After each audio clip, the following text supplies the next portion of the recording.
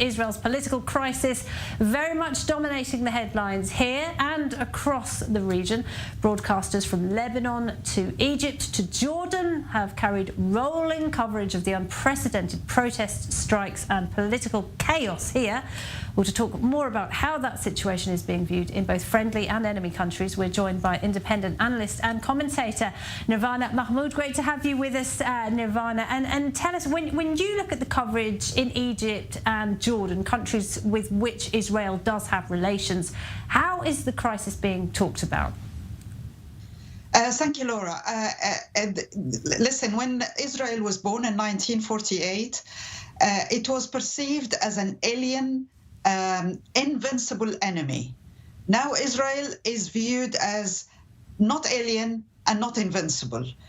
The Arab world have watched with huge interest about what is happening in Israel, because it's suddenly the event in Israel become so similar to many events happened in the Arab world in the recent world. Not exactly apple for apple, but a lot of similarities.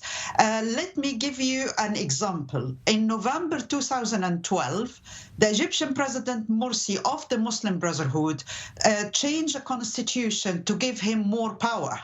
And when a lot of people protested that, they were labeled as either leftist, saboteur, agent of foreign countries, pro-America. And when I hear this language in Israel, I couldn't help but compare what was happening in Egypt with what's happening in Israel now. Yeah, there have been some comparisons with Tahrir Square and the Arab Spring. That's for sure, Nevada. It's no secret, is it? Benjamin Netanyahu is not well loved in Jordan or indeed by the Palestinian Authority. Is there a hope, do you think, there that this could possibly be the end of his premiership? Well, I don't think that the Arab are trying to hope whatever, because that they don't feel it is their business. But yes, Netanyahu is not the most popular Israeli leader in the Arab world, but at least it was viewed by some as tough on Iran, as someone who may be,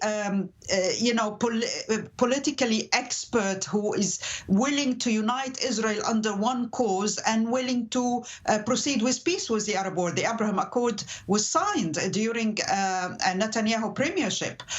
But now they are not so sure that Netanyahu is focused on the regional issues, and he's only focused on what will empower him and his allies in Israel. And for that, many Arabs feel uneasy. Yeah, and one thing I noticed with regard to how it's being covered in the Gulf Arab states is that the top political analyst in the UAE, Abdulkhalik Abdullah, I'm sure you're familiar with him. He's no fan of Israel or indeed the Abraham Accords, but he has said that the upheaval here really has no bearing on the agreements because commercial relations are strong and they are building every day. What do you think of that?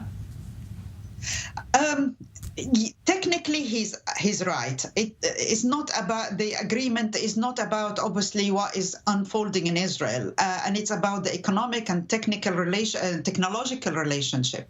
However, it's no surprise that the president of the United Arab Emirates have invited or have received the Israeli politician Bennett, who is the ex-prime minister of Israel, and Netanyahu didn't receive an invitation.